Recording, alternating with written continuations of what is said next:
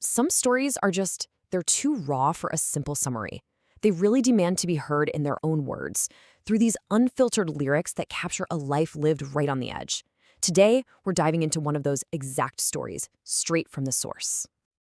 And this line right here, this is our ground zero. It's a declaration of war. But it's not against some outside enemy. It's a war against the self. This whole idea, the face-off, it's the powerful, central theme that frames this entire journey of confrontation and ultimately transformation. All right, so part one, the confrontation. This is the moment it all begins, where the artist makes the call to finally face his demons head-on. So what does a face-off actually mean in this context? Well, it's not about getting in a fight with someone else. It is a deeply internal battle. That moment where you finally stop running and turn around to confront your own problems, your past, your struggles, the whole shebang. That brings us to part two, the descent. Because to really understand this confrontation, we first have to understand the convict's story that led him there in the first place. So the journey kicks off in what he calls the FL Dirty South. But a pivotal mistake, a really bad choice, leads to a conviction. And that conviction leads to a sentence, time served inside the system.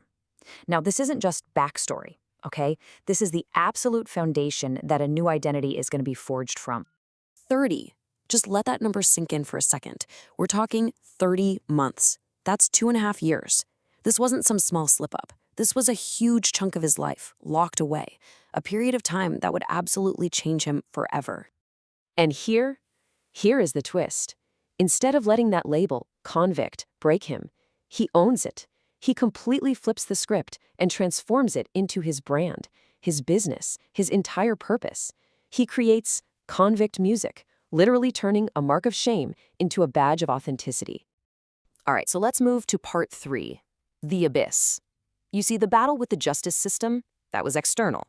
The battle with addiction, well, that was tearing him apart from the inside out. He describes his addiction with this incredibly vivid metaphor, a clog along my path. Just picture that. It wasn't just some bad habit. He saw it as a physical blockage, something that was literally stopping him from moving forward, from reaching any of the goals he had set for himself. And the consequences of that clog, they were devastating. Being blocked from his goals led to this deep sense of hopelessness. The lyrics get real, talking about being an addict on opiates, completely losing control, and just wanting to forget and get over it. This was rock bottom. And that brings us to part four, the turning point. Because after hitting the absolute floor, a critical moment of choice finally arrives.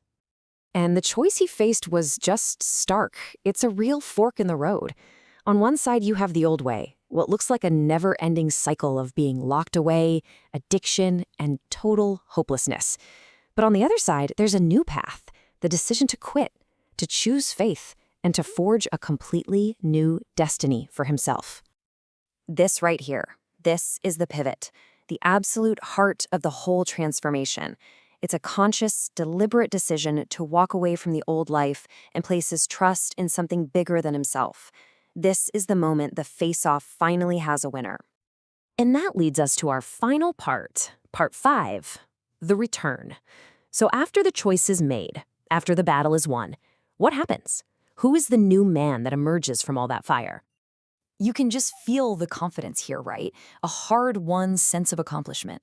And it's not just a statement, it's almost a challenge. He's asking us, can't you tell?